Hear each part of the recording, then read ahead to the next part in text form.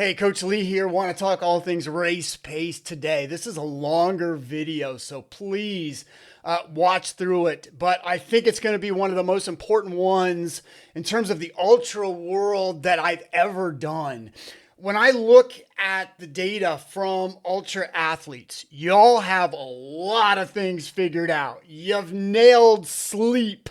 You've nailed fueling for the most part. Like these things are settled. We've gotten these things. Staying on the bike. You know you got to stay on the bike, right? We've got so many things nailed. And the biggest last pillar to the ultra cycling world is your race pace. That pace, that speed, that heart rate, the watts, whatever you're going to do to get you through from point A to point B, that's one of the biggest things that I see no discussion on. I can go on an ultra cycling, forum right now. I hear talk about, you can read here topics about everything. One big popular topic is suffering. So there was a video I watched a couple weeks ago where their coach was like, it's suffering. You must learn how to suffer more.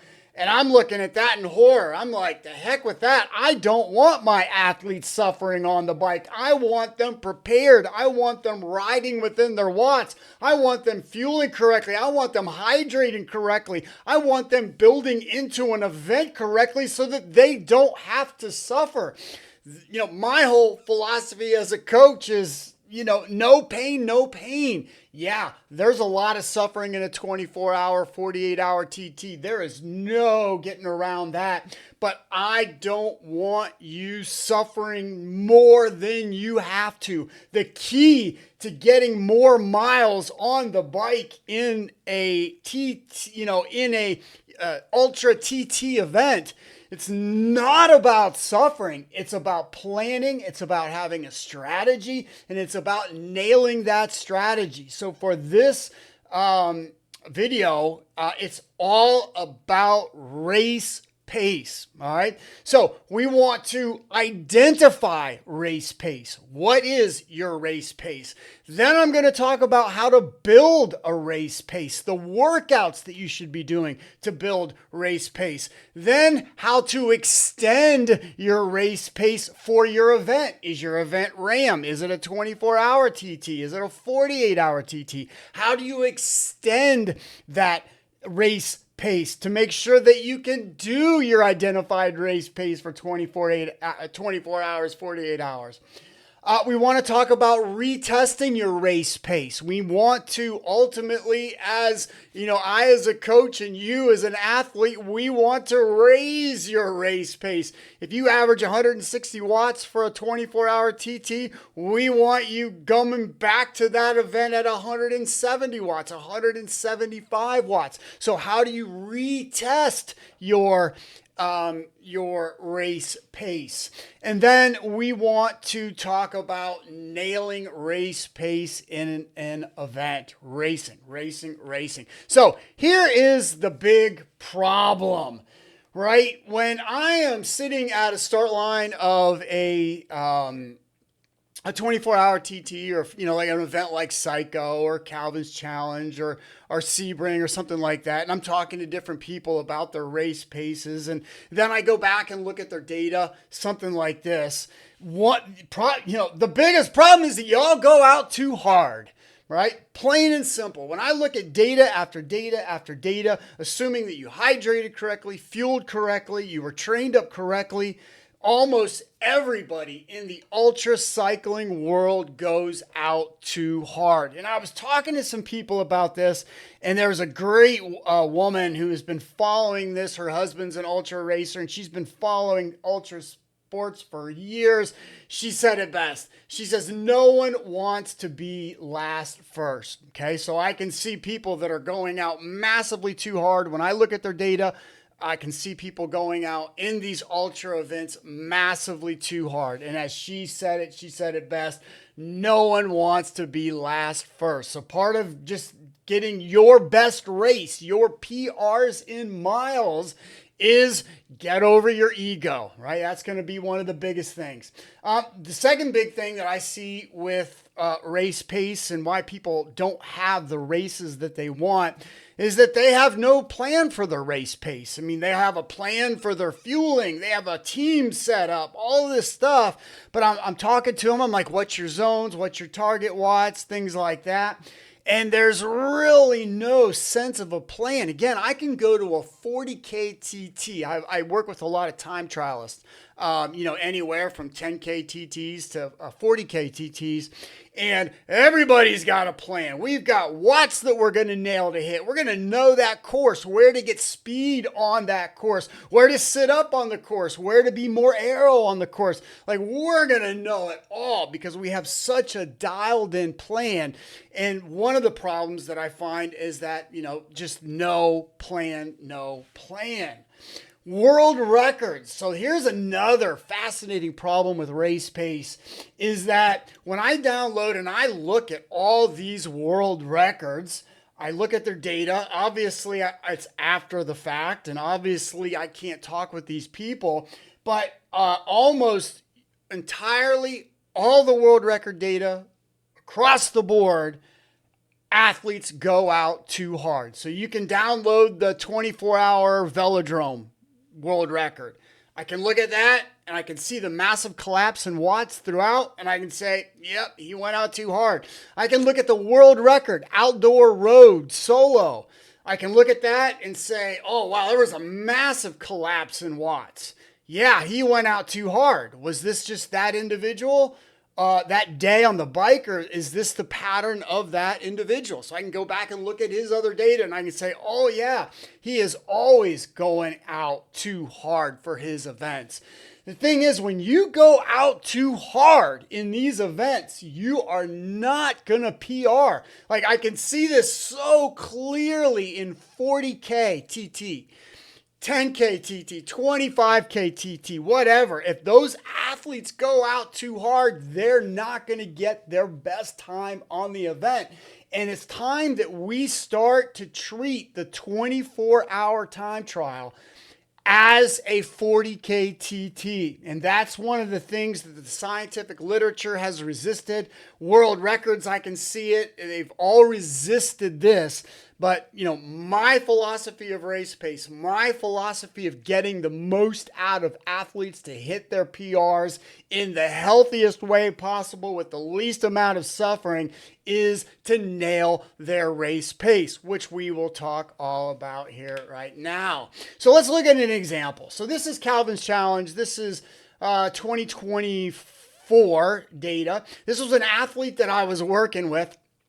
And this is when I get 24-hour data, this is the first chart that I look at, their power, their speed, and their cadence. And now we can see the speed trend line collapses, the power trend line collapses, okay? So you can look at so many videos that I've done in the past where I've discussed, pacing 24-hour TTs. I always talk about this. So if I look at his first 4 hours, 206, and his last 4 hours, 109, that is a massive collapse in watts, meaning that collapse, that how hard you go out can't make up for the collapse in that back half of the race. You just cannot do it. And what I love about this data is because this is not what me and that athlete settled on. He went about 50 to 60 watts higher that first 4 hours. Okay, so he was trained for this. He was trained for the 24-hour period. All this stuff, okay? But he goes out 50 watts higher than what we had talked about, and he collapses. But also, this was forced time off the bike. He went out so hard that he caused himself to have to spend more time off the bike. Now, we know for the 24-hour TT, one thing that's really settled is that if you want your best miles, slow miles are better than no miles, you have to stay on the bike. With people winning these 24-hour TTs with 5 minutes off the bike, 11 minutes off the bike, 20 minutes off the bike in that 24-hour period, this athlete on this day had 7 hours and 12 minutes off the bike, and in a 24-hour, he only got 311 miles. By going out too hard, and here's what's fascinating. When he's going out too hard, he doesn't feel it. Okay, so he's feeling great, but he went out too hard. He had the race lead by hour 4, and then it just collapsed, and he gets, passed, lapped, all that great stuff, having to spend massive time off the bike because he's driving himself to dysfunction when you go out too hard. Now, that same year, he comes back. I get him dialed in a little bit better, and he goes and does Mid-Atlantic, and he wins Mid-Atlantic this year. So he gets 405 miles. He's only an hour and 25 off the bike, but look what he does. He starts off at 150 watts, which still allows him to come home at 130 watts in that last 4 hours. So we see a much better power trend line. And that's like the first thing that I look at. I want to know their power trend line. I want to know their relationship between the first half and the back half, their first 4 hours and their last 4 hours, to kind of understand if they went out too hard. If the reason they didn't get a PR was because they went out too hard. That's very important to me. Now, on this data, this athlete actually does get the most miles that he's ever done before. He was the only person this year in the Mid-Atlantic to ride over 405 miles, but he doesn't improve his training or anything from here. We're training. There was no magic. There was nothing except here, he went out at a much better rate. Now, this 150, this 130, that's still a massive drop in watts. And I don't like to see that big of a drop between the first 4 and the last 4. But this athlete did a lot better in this event simply by not going out too hard. And in 2024, he wins and is the only person to get over 405 miles. Now, we look at the 2025 this year of Mid-Atlantic, and this is the guy that won. He got 442 miles. He's able to stay on the bike, so he's only off the bike for 23 minutes. He 167, 152. So his first 4 hours, 167, 152. He does have a major dehydration event right here, which is the reason that he's off the time that much.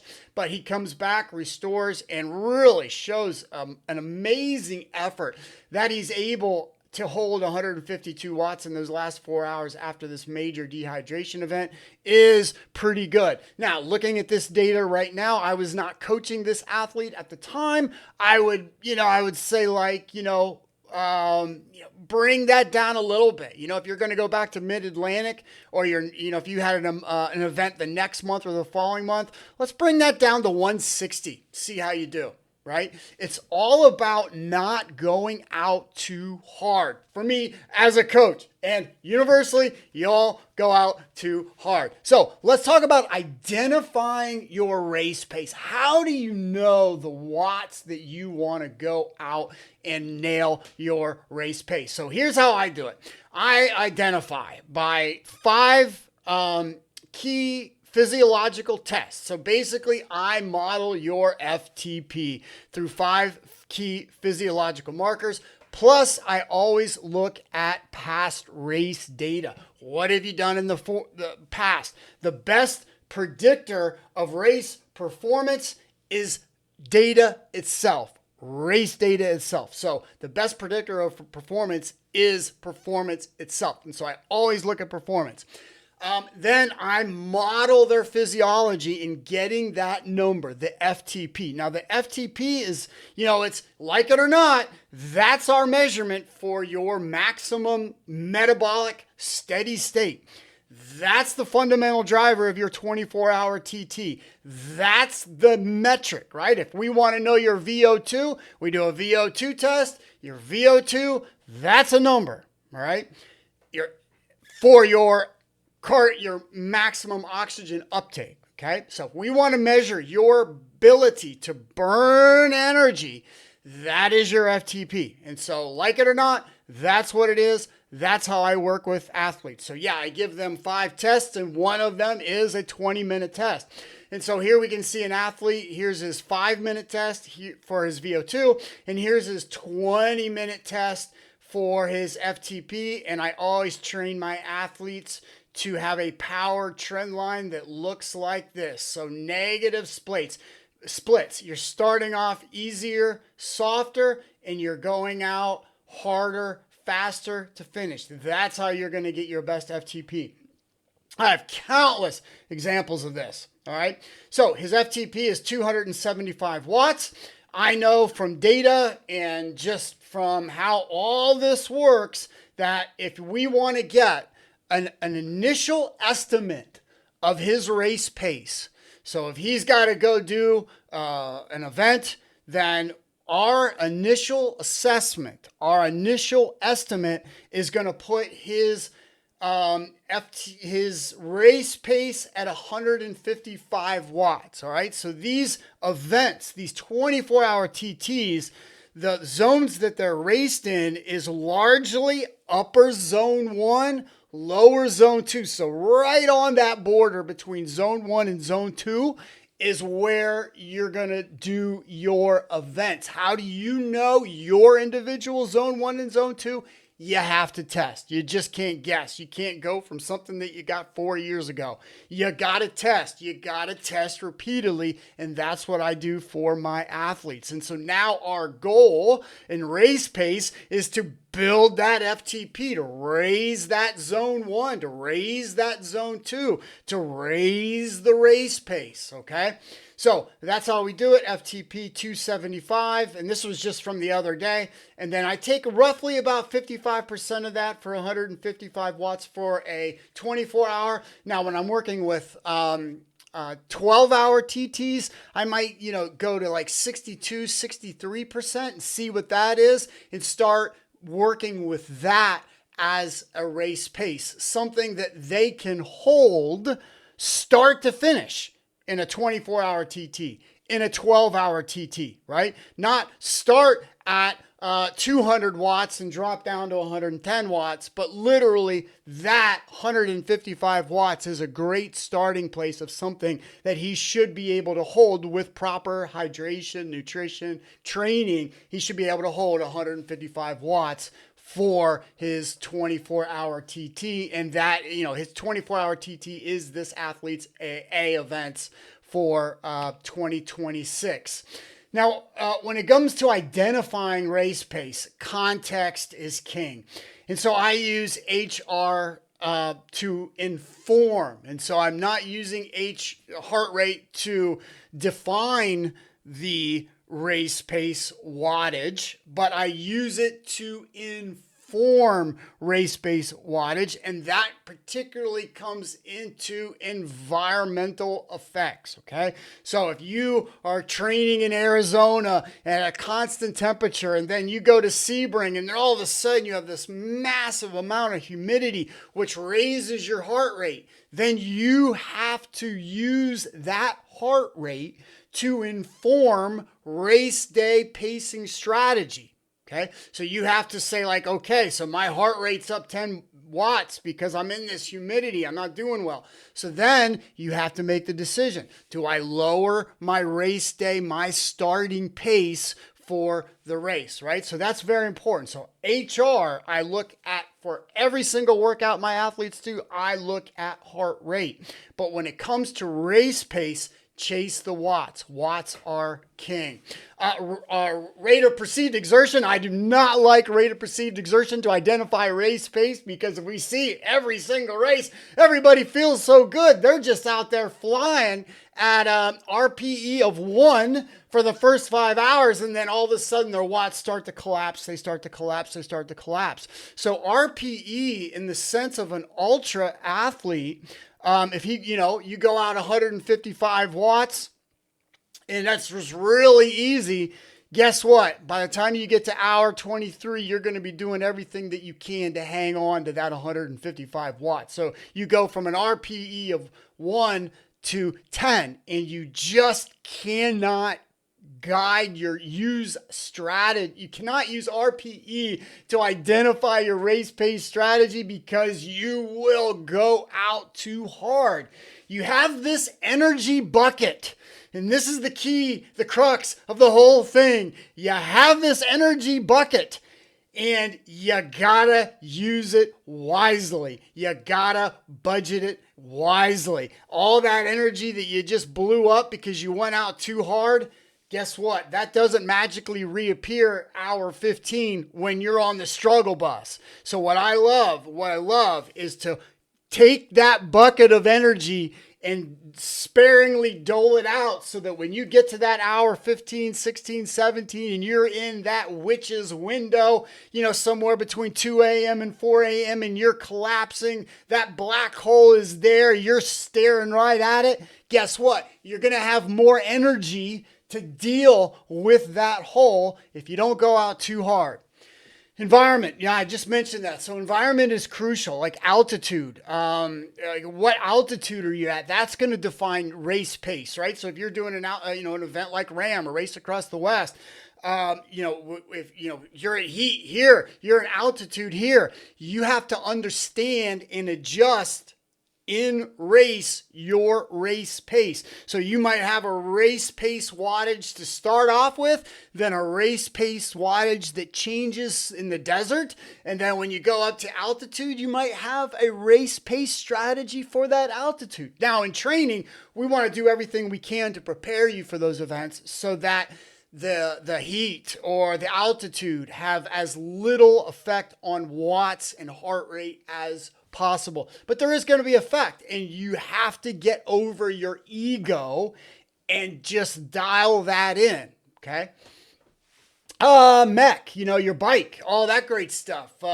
This is really important because, you might be doing your FTP tests on your road bike right now on your trainer, but that's not the bike that you're going to use out there. So like a TT bike, I see this all the time with juniors that I work with. They have an FTP of say 400. They get their dad's friend's TT bike the night before a TT, and then all of a sudden their FTP goes to 360, right? Improper bike fit, different position. Cruise bike, very well could be if you do all your FTP testing on a road bike and then your main event is on a cruise bike, chances are your FTP is different. So you have to test and simulate the conditions as much as possible, right? So if your event is on a cruise bike, you need to do FTP testing on a cruise bike. If your FTP is on, if your main event 24-hour TT, you're going to be doing it in a super aero position, you got to do your FTP test in that position as if it was race day. All right. When it comes to building your race pace, and so that's, kind of my biggest thing when I working with athletes, that's kind of the big driver, the big integrator of everything. It's race pace, race pace, race pace. And so when we look at, the type of season that we're in right now, November, December, January, February, coming into spring, we're kind of in this of a foundation building period. And I'm going to talk about the workouts that I do, but right now we are lowering our volume and we're doing dedicated work to raise our race pace. So when my athletes are thinking, if you were to ask my athletes right now in foundation building, what are you doing? They're like, well, I'm raising my race pace. That's what coach tells me. That's what we're doing. And now is the time to do that aerobic capacity work, that metabolic energy work that we need that drives your race pace. Okay, so this foundation building period, it's a traditional foundation period. I'm not doing anything special, but it's really around the banner of, we want to build your race pace. Then in the few months going into your race, okay, we want to extend that. All right. So say if, say for me, for example, I come out, February with my FTP at 300.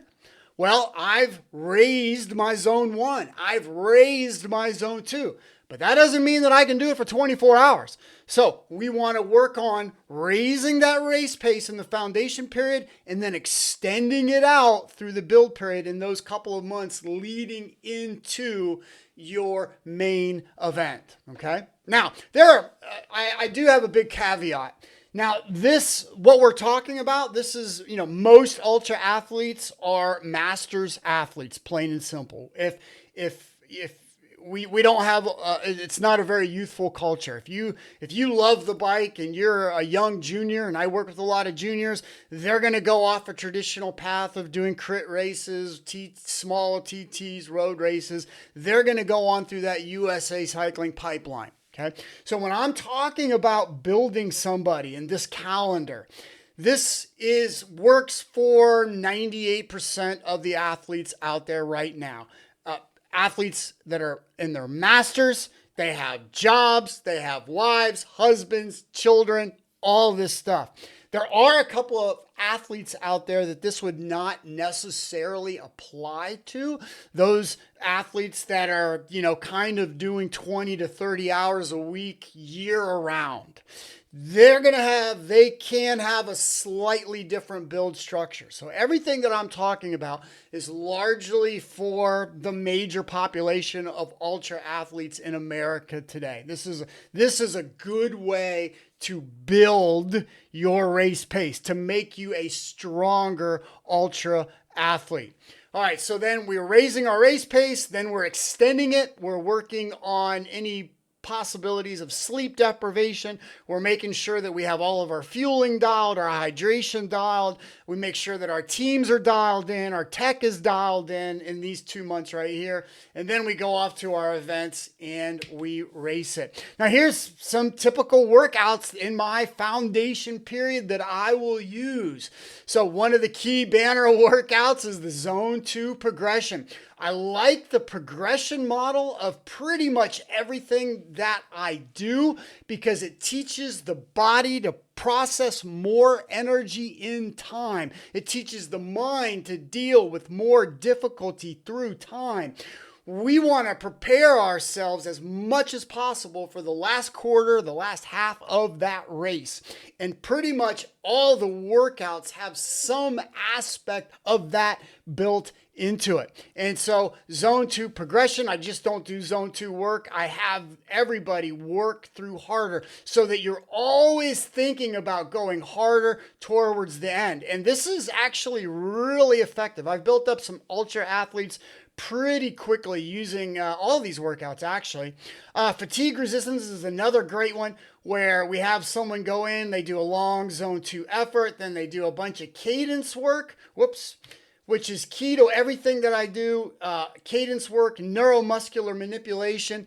We know that, even though, your cadence for 24 hours might only be 65. I work your high cadence. I work your low cadence because that neuromuscular signal between the brain and the legs, that's one of the things that's going to really be hit hard around hour 14. And so we want to make sure that that signal is robust. And how do we do that? We do that through lots of cadence work. So pretty much every workout that I give has extensive cadence work, cadence that they will not be using on 24-hour TT day. Race pace. I love this workout. So this is getting you used to the idea of going slow, start to finish in your race pace, getting your mind, getting your body used to the idea of what your race pace is. And so I'll do a zone 2 progression ride for kind of up to 5 hours where I will layer that up in zone 2. But when I go for like longer, 6, 7, 8, 9, 10 hours, I am really targeting those rides at your race pace level. All right. And so that's another thing. Race pace. Get your mind and body used to race pace. Tempo intervals, like this is a great one. These are tempo intervals, 2x20. We do a large, again, fatigue resistance is the idea. We do a long zone 2, and then we do a couple of 2x20s with hard starts. And now I like the hard starts because so much of the ultra world is lactate. So lactate's an energy source. We're using it. We want to maximize your ability to be able to use it. Even though you're not out there sprinting, it's still part of your metabolic process. So the hard starts, they flood the body with lactate and the byproducts, the waste products, if you will. And then you have 20 minutes or so to work all of that out. All of that makes you a stronger rider. I love the zone 3 work because glycogen capacity is crucial, right? So we can take an untrained athlete and measure how much glycogen their muscles can store. We can take a well-trained athlete and measure how much their muscles can store, and it's dramatically different. So those zone 3 efforts, I really love it because we're building out the glycogen. Those are carbohydrate intense efforts. So we're getting your body more efficient at burning carbohydrates. We're getting your body more efficient at pulling it from the muscles, putting it back in, and building a bigger storage capacity in those muscles. So I do a lot, my athletes, it's certain times for, like 3 months going into an event, they're going to have a lot of tempo. There's going to be like 2 dedicated workouts a week that are zone 3 tempo. This is another version of tempo. This has been around forever. It was really popularized in the early 2000s by the gentleman by the name of Bill Black, where he even put it in the United States Cycling newsletter of just these kind of hour of power efforts where you not doing 2x20s, but you're just going out there for an hour of accumulated time. And then these bursts are lactate bursts. Fill your legs full of lactate, work it out. Fill your legs full of lactate, work it out. Kind of an over-under scenario. But again, this is another version of tempo zone 3 work. And then VO2 intervals, every 14, 15, workouts that I give. And it depends on the athlete as well, their age, where they're at. But yeah, every 14, 15 workouts, I'm going to throw in a VO2 workout. And then I'm going to look at the data to see if we really need a couple of weeks of just, dedicated VO2 work. So I have the VO2 in there as well. But largely, I'm building my athletes with the mindset of maximal metabolic steady state, which directly influences your VO2. But it's all about energy, getting your body to burn that energy, sustain that energy, storing more energy for extended periods of time, and always with a nod to cadence work, which we would technically call neuromuscular work, okay? Then, kind of in the extension period, we're kind of still doing a lot of that tempo zone 3 work, zone 2 work, but then we start to extend these with these back-to-backs. And so no ultra athlete is built the same. Like if you wrote a book on how to build the perfect ultra athlete, it might work for this person, but everybody is 100% different in how they build themselves as athletes. A lot of athletes, not all athletes, but majority, say 55, 60, 65% can get the back-to-back in on the weekends. And so, they have their dedicated tempo, zone 2 work during the week. And then on the weekends, we can progressively build them up where they're doing back-to-back days, okay, longer days. And these, if the athletes that I can get to do the back-to-back days are a level up from the ones who just can't get 2 long days on the weekend. Now, we're not doing this every weekend of the year, these types of 11-hour or 8-hour workouts, right? Where it's really building into your event where I extend the volume. And so if we would think about it in that race pace building era, we bring our volume down so that we can build our FTP. Fatigue is the enemy of FTP. A tired rider will not develop their FTP. Once we get that FTP established, raise that race pace, raise your zones through that foundation building period, then we begin extending all of that out. And the back-to-back is a great way to do it. So here's, this comes from Training Peaks. Here's a guy, he nailed it. This was his Saturday and Sunday, 12 hours on the trainer. This was race pace workout. And he nailed it. So his IF is 53, a good IF for a 24-hour TT's, 53, 54, 55 is what you're going to see if that athlete actually has all of his zones set correctly. But that's pretty much what you're going to see. And so here on 2 days, he nailed race pace. So that was just an absolutely beautiful weekend of work for that particular athlete. And, because we progressively built him up, he felt really good at the end of day 2. At no point in this 2 days did he go on the struggle bus. His comments were brilliant. And that's what I find. If we progressively build you up as an athlete, then you don't have to suffer. There's suffering. There's mental discomfort. A lot of mental discomfort. I want physical discomfort. It's going to be there. I want mental discomfort. It's going to be there. I don't want massive suffering. I do not want my athletes out there crying on the bike, questioning life or anything like that. I want them finishing a 24-hour TT, just nailing their PR, getting off the bike, kind of like, hey, Coach Lee, I feel good. I could have went on a few more miles. That's exactly what I'm looking for at the end of a 24-hour TT for my athletes, okay? Now, I always retest, all right? So key to all this is retesting. And so, I establish baselines, the 5 physiological markers with my athletes. We do the 5 tests. And then every month, I just retest that 20-minute. And then every 3 months, I might get a physiological baseline again. But then every month, we test and retest. And we can see, for most cases, we can see their race pace rising through foundation period. So here's an athlete.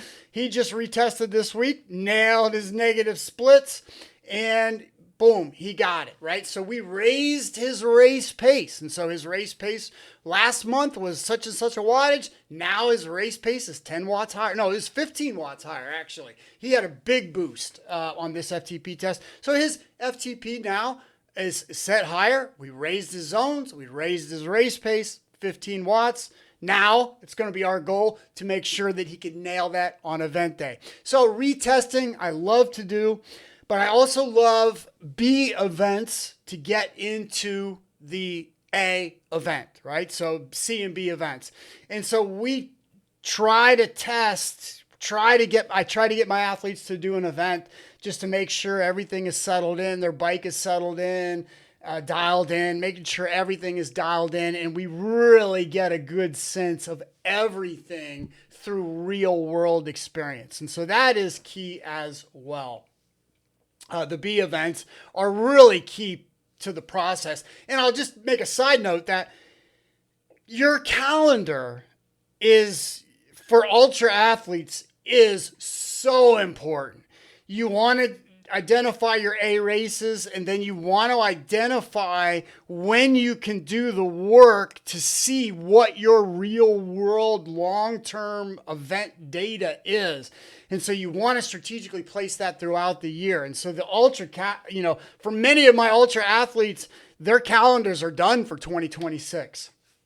And now when it comes to race day, we want to nail it. Okay, we want to get over our ego. We want to primarily go by watts. We want to chase the watts using our heart rate to inform where our watts should be. And it's usually lower. So if your heart rate is, if you're getting over a sickness, or if it's really hot or humid at your start line and you're not trained for that, then you're going to have to bring your watts down. And so like the heart rate is used as a great informer of watts, right? And you're going to want to fuel and hydrate, and you're going to want to stay on the bike, right? So I'm looking at these races, and, staying on the bike is like that physical skill has been nailed in the last 10 years. Fueling has been nailed in the last 2 years. There's great products like Formula 369 where people are doing these events just all 100% liquid through carbs, adding in some fats and proteins now and then, but largely just through carbs.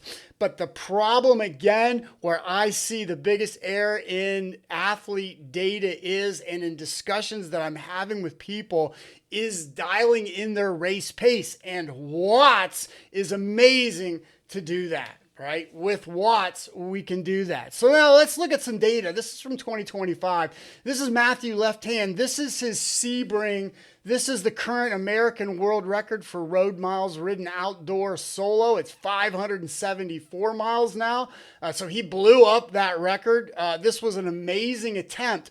But when we look at his 264 and his 196, first 4 hours, 264, 196, Matthew is an amazing athlete, and he pays attention to his watts, and he knows what he can do.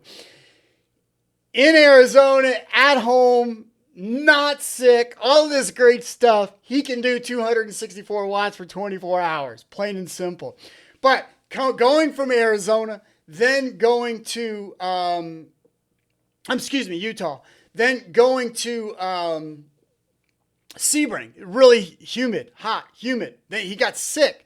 Then there's the travel, right? And so on this day, even though that he could have held that back in Utah, that he went out too hard, right? So this was his first big outdoor 24 TT of his life.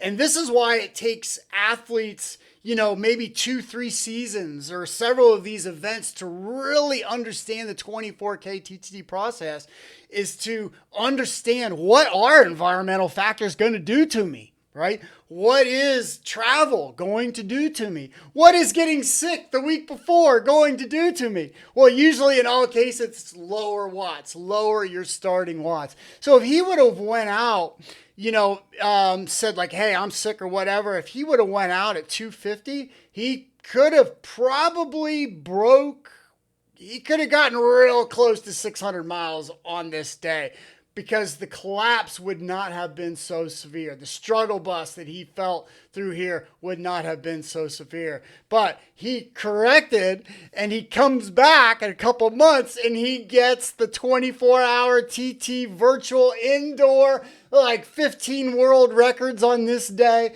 So he starts his first 4 hours at 275, 277, and his last 4 hours at 275. This was just a brilliant paced event where he had his starting watts, his race pace for this, just absolutely perfectly timed. And you can see that wattage, there's no collapse in watts. It just goes all the way through. And when I'm working with athletes, and so when you're doing a 24-hour TT, Mike Tyson said it best. It's everybody has a plan until you get a punch in the face. Well, in these 24-hour TTs, there can be lots of punches to the face. And so I kind of consider like the perfect 24-hour TT. I consider definitely perfect if it's even pacing. But if you're like within 3 to 5% of your ending watts that you are with your starting watts, that's really good. And so Matthew is just two watts, amazing effort. This was just such a brilliant effort that we do not talk about this data near enough. Here is Calvin's challenge from 2025. Here's an athlete of mine who actually did, and this was the goal, to do negative splits. So he did the first 4 hour 163 and the last 4 hours 168. So, you know, that zone 2 progression ride that I like to do, that's exactly what he did through this event. So he starts, zone 1, and he slowly raises those watts throughout the event. So he doesn't collapse. He doesn't die. He doesn't even do even pacing. He does negative splits.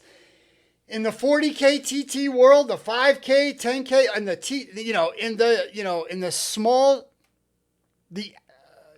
those small TT efforts, the hour record held by Philippe Gana, that's what they're doing. Their back half is stronger than their first half, okay?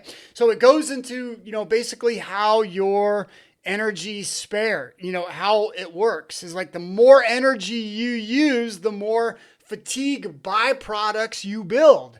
So the theory of negative splits, which holds true, is that if you're going to build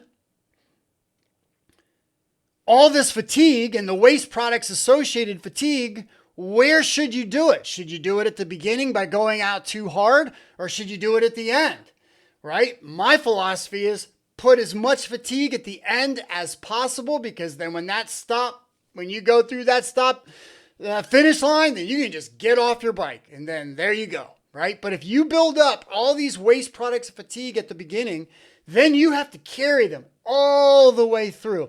I talk a lot about this in my other videos, and I might make another video on even pacing, which is kind of flat splits, positive pacing, which is starting off high and ending low, or negative splits, which is starting low and ending high. But in this data, this is some of my favorite data from 2025, and that was the goal, negative splits, and that was his PR for miles, and a course record for Calvin's challenge, and he got first overall by doing negative splits. Now, for those of you who like to read research studies and all this stuff, they will say that can't be done. Well, guess what? There it is, ladies and gentlemen. All right, here's another great performance by Kurt.